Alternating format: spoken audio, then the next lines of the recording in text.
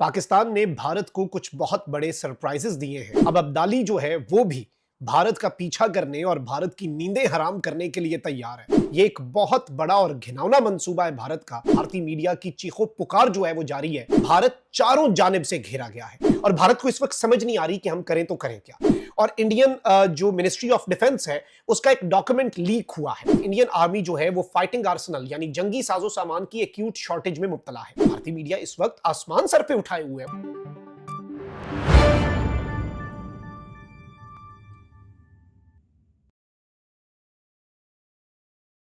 बिस्मिल्लाहिर्रहमानिर्रहीम, अस्सलाम वालेकुम। मैं हूं मखदूम शहाबुद्दीन। 3 मई 2025 हफ्ते का दिन। पाकिस्तान ने भारत को कुछ बहुत बड़े सरप्राइजेस दिए हैं और उनमें से सबसे बड़ा सरप्राइज आज जो पाकिस्तान ने मिसाइल का कामयाब तजुर्बा किया है, अब्दाली मिसाइल। गजनवी और गौरी के बाद अब अब्दाली जो है वो भी भारत का पीछा करने और भारत की नींदें हराम करने के लिए तैयार है। वैसे तो वॉर मॉन्गरिंग भारतीय मीडिया कर रहा था, वॉर हिस्टेरिया का शिकार बीजेपी और आरएसएस के नजरियात वाली मोदी सरकार थी, लेकिन जितने सरप्राइजेस इन विचारों को पिछले कुछ दिनों में मिल चुके हैं वो इनके लिए काफी हैं। इस सब के अंदर बिलाशुबा जंग का खतरा टला नहीं है और अब भारत बौखलाहट में किस तरह से मासूम पाकिस्तानियों को जान से मारने का मंसूबा भी बना रहा है। मार्क माय वर्ड्स, ये एक बहुत बड़ा और घिनौना मंसूबा है भारत का, जिस पर हम बात करेंगे, जो कि ऑब्वियसली भारत की जो बुजदिली है उसका मुंह बोलता हुआ सबूत है। लेकिन कुछ चीजें हैं जिन्हें इस वक्त समझना जरूरी है। सबसे पहले तो एक चीज मैं आपको बता दूं कि चीन के बाद अब बाज़ाब्ता तौर पर तुर्किया जो है उसने भी भारतीय जारहाना बयानात पर पाकिस्तान की हिमायत का ऐलान कर दिया है। इससे पहले वैसे तो हम आपको खबरें दे चुके हैं कि तुर्किया और चीन मिलिट्री और डिफेंस रिलेटेड मामलात के अंदर पाकिस्तान के साथ खुलकर खड़े हुए हैं। भारतीय मीडिया की चीखों पुकार जो है वो जारी है और वो तो कह रहे हैं कि ये 3 दुश्मन याद रखना, इस वक्त 3 दुश्मन है पाकिस्तान के। एक दुश्मन है पाकिस्तान का की हिमायत की वजह से चीन, दूसरा तुर्की, तीसरा अजरबैजान। लेकिन इस वक्त इंटरेस्टिंगली भारत चारों जानिब से घेरा गया है। चार कौन कौन सी जगह? एक तो पाकिस्तान का मामला कि एलओसी और इंटरनेशनल बॉर्डर पर पाकिस्तान है। दूसरी जानिब चीन जो है उसने अपनी मशकें शुरू कर दी हैं। तीसरी जानिब मकबूजा वादी के अंदर जो कश्मीरी हैं जो वहां पर अपनी आज़ादी के लिए काम कर रहे हैं, ये तीसरा महाज है। और चौथा महाज अब बांग्लादेश का महाज भी खुल चुका है और भारत वहां पर भी अपनी फौज की इन्फोर्समेंट जो है वो बढ़ाता जा रहा है। री इन्फोर्समेंट भारत जो है वो मंगवा रहा है और भारत को इस वक्त समझ नहीं आ रही कि हम करें तो करें क्या। वो ममालिक जिनके ऊपर भारत इन्हिसार कर रहा था उन ममालिक ने तो डी एस्केलेशन का कह दिया। पाकिस्तान जिन ममालिक पे इन्हिसार कर रहा था उन्होंने कोई न्यूट्रल साइड नहीं ली, वो पाकिस्तान के साथ खुलकर खड़े हो गए। अब यहां पर मैं एक और चीज आपको बताऊं कि भारत जो है वो एक बहुत बड़े घिनौने मंसूबे पर काम शुरू कर रहा है, क्योंकि अब भारत के अंदर आवाजें उठ रही हैं ना कि पहलगाम हमले का एक भी बंदा आपने नहीं पकड़ा। अब मकबूजा वादी के अंदर ना ये कुछ फेक ऑपरेशंस करेंगे और कुछ फेक एनकाउंटर्स करेंगे। अब उन एनकाउंटर्स को ये कहेंगे कि देखें जी, हमने पाकिस्तान से आने वाले दहशतगर्द मार दिए, हमने ये कर दिया, हमने वो कर दिया। अब इस वक्त पाकिस्तान जो है उसके पास भी और भारत जो है उसके पास भी बहुत सी ऐसी चीजें हैं, जारी बात है, और दोनों साइड्स जो है वो अपना अपना काम जारी रखे हुए हैं। भारत के प्रिजन्स में कुछ आपको पता है चरवाहे, माहीगीर जो गलती से क्रॉस कर जाते हैं उन्हें ये अरेस्ट कर लेते हैं। बहुत से ऐसे होते हैं जिनका डाटा शेयर किया जाता है, बहुत से ऐसे होते हैं जिन्हें गैर कानूनी तहवील में किसी लेवरेज के लिए जो एजेंसीज हैं भारत की वो रख लेती हैं रॉ।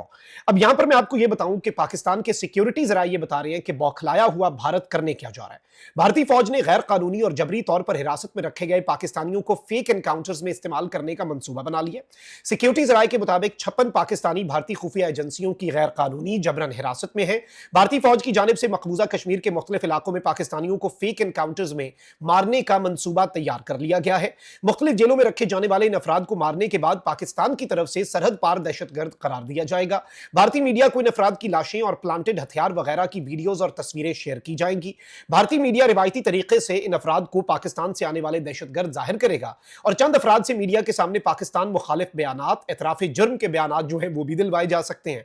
सिक्योरिटी जराये के मुताबिक आईएसपीआर के जो डीजी हैं उन्होंने मुख्तलिफ भारतीय जेलों में गैर कानूनी तौर पर कैद पाकिस्तानियों की तफसीलात पहले ही बता दी, लेकिन अब भारत जो है वो इस सब के अंदर एक बहुत बड़ी वारदात की तैयारी कर रहा है। ऑल्दो भारत जो है उसकी अपनी फौज जो है वो बुरे तरीके से एक्सपोज हुई है और इंडियन जो मिनिस्ट्री ऑफ डिफेंस है उसका एक डॉक्यूमेंट लीक हुआ है। अब भारत जो है उसके अंदर एक आत्मनिर्भर भारत स्कीम है, मेड इन इंडिया, कि हमने अपने मुल्क में जो चीजें हम बना सकते हैं वो हमने अपने मुल्क में लेनी है। अब उस स्कीम के तहत कुछ चीजों के ऊपर पाबंदी है इंपोर्ट करने पर। अब भारतीय फौज जंग का जुनून तो मोदी ने स्टार्ट कर दिया। अब इंडियन एयरफोर्स जो है वो भी ये कह रही है कि हमें प्रोक्योरमेंट के लिए ये चीजें चाहिए। अब मिनिस्ट्री ऑफ डिफेंस जो है उसके एक लीक डॉक्यूमेंट ने अलेजेडली ये लीक डॉक्यूमेंट है जिसने कंफर्म किया है कि इंडियन आर्मी जो है वो फाइटिंग आर्सेनल यानी जंगी साजो सामान की एक्यूट शॉर्टेज में मुब्तला है। और इस जो लीक डॉक्यूमेंट है इसके मुताबिक चीफ ऑफ आर्मी स्टाफ जो है भारत का, उसने डिफेंस मिनिस्टर से ये रिक्वेस्ट की है कि कुछ एसेंशियल आइटम्स हैं जो कि बैंड है इंपोर्ट करना, उनके ऊपर से ये बैन हटाया जाए। अब इनमें है क्या क्या? इस वक्त भारत की जो आर्मी है उसकी हेलीकॉप्टर्स की डेफिशिएंसी है 82 और इन्होंने कहा है कि 24 हेलीकॉप्टर तो हमें फौरी तौर पर चाहिए और इसकी इजाजत दी जाए as a one time measure. 16 BrahMos missile जो है वो इन्हें चाहिए, 1,24,000 AK-203 राइफल्स चाहिए और attack helicopters with transfer of technology जो है वो इन्हें चाहिए। अब आप यहीं से अंदाजा कर लें कि 4 फ्रंट्स क्योंकि एक्टिव हैं और ये इन्हें समझ नहीं लग रही कि अब हम करें तो करें क्या। वहीं दूसरी जानिब इंडिया ने इस वक्त बाय इंडियन स्कीम जो है उसके तहत कुछ और चीजों की प्रोक्योरमेंट के लिए भी इस वक्त इश्तिहार देने शुरू कर दिए। इसमें 48 लॉन्चर्स हैं, 48 नाइट विजन साइट्स हैं, 85 मिसाइल्स हैं और एक मिसाइल टेस्ट स्टेशन है जो कि भारत इस वक्त चाह रहा है कि उन्हें मिल जाए। अब एक तरफ ये हो रहा है, वहीं दूसरी जानिब पाकिस्तान किस तरह से जवाब दे रहा है। नेवल साइड पे विक्रांत भागने पर आईएनएस हमने मजबूर किया, एयरफोर्स की साइड पे इनके रफेल का सिस्टम जैम किया, उन्हें लॉक किया, रफेल को भगाने पर मजबूर कर दिया। आर्मी की साइड पे पिछले 2 दिन से ये खामोश है। इंटरनेशनल बॉर्डर पर इन्होंने सियालकोट में हमारे कुछ सेक्टर्स पर कब्जे की कोशिश की, अपने बंकर्स तबाह कर बैठे और ना ये बंदे पकड़ सके हैं पहलगाम वाले। फिर ये कह रहे हैं कि हमारा बीएसएफ का जवान 10 दिन से पाकिस्तान के पास है, अभी तक पाकिस्तान ने वो नहीं दिया। हमारा बीएसएफ का जवान गलती से क्रॉस कर गया था बॉर्डर, पाकिस्तान वो नहीं दे रहा, फ्लैग मीटिंग नहीं हो रही, ये हो रहा है वो हो रहा है। भारतीय मीडिया इस वक्त आसमान सर पे उठाए हुए हैं, उन्होंने तो काउंटडाउन चलाए हुए हैं पाकिस्तान पर हमले के, ये हो गया वो हो गया। अब यहां पर पाकिस्तान ने इस सब के अंदर इंडिया को क्या सरप्राइज दिया है। पाकिस्तान ने जमीन से जमीन तक हदफ को कामयाबी से निशाना बनाने वाले जदीद टेक्नोलॉजी से लेस मिसाइल का कामयाब तजुर्बा कर लिया है।